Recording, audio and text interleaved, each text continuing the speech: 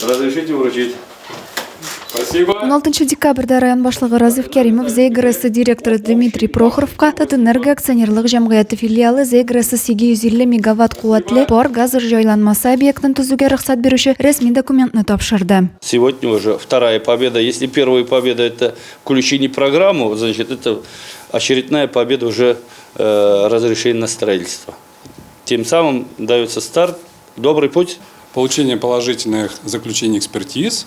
И в итоге мы получаем разрешение на строительство и приступаем к возведению самого экономичного, самого экологичного и одного из мощнейших энергоблоков в энергетике не только Татарстана, Российской Федерации, но и в целом в тепловой энергетике мира. Зәй шәһәре торак коммуналь хуҗалыгы идарәче компаниясе ГРЭС җылылык энергиясын кулланучы партнерына Россия Советы каршындагы конкурс нәтиҗәләре буенча ышанычлы партнерлык өчен мактау грамотасы тапшырылды. Грамота Зәй шәһәре торак коммуналь хуҗалыгы идарәче компаниясе җитәкчесе Галина Камышовага бирелде. Адилә Борханова, Ангелина Санникова, Зәй хәбәрләре.